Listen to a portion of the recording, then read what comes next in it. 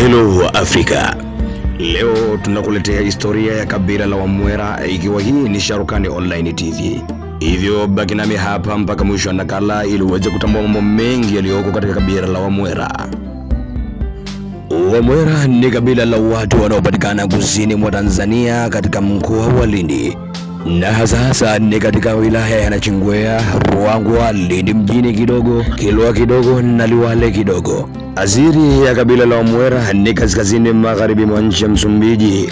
Yaaminika waliingia Tanzania mwa Tanganyika katika karne ya 12 na 16 wakimkimbia kiongozi wao aliyokuwa kadiri sana Sultani Sadara. Kwa sababu hapo mwanzo kabila la Wamwera, Wanyasa, Wamakua, Wayao na Wachewa, makabila haya yalikuwa na utamaduni wa kuwa na kiongozi mmoja tu. Lakini vile utakumbuka kuwa miongoni mwa historia zilizowekwa na Wamwera, ukienda katika wilaya ya Kilwa huko utakuta kuna kabila laitwa Matumbi.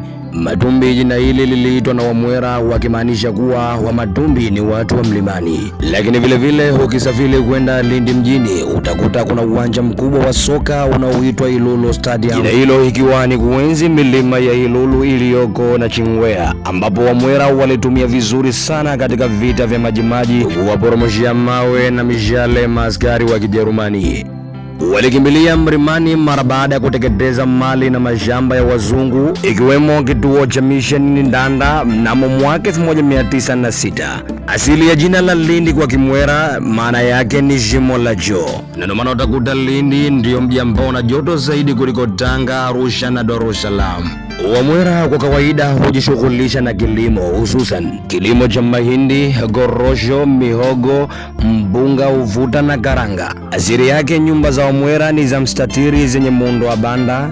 Nyumba hizo hujengwa kwa kutumia nguzo, fito au mianzi na kugandikwa kwa udongo wa mfinyazi, na paa lake huezekwa kwa nyasi. Wamwera hutukuza na kuheshimu mlima Ilulu kwa sababu pia ndiyo sehemu ambayo walipatumia kupambana vita dhidi ya uvamizi wa kabila la Wangoni kutokea Songea.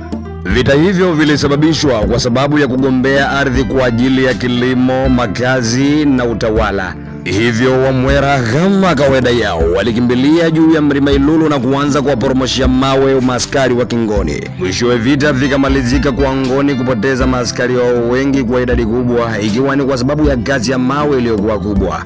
Na hiyo ndiyo historia fupi ya kabila la Wamwera. Tunasema Back to Mwera Movement imeandaliwa na kutayarishwa na nakala hii na mimi Sharukani Zidat Bey kupitia Sharukani Online TV.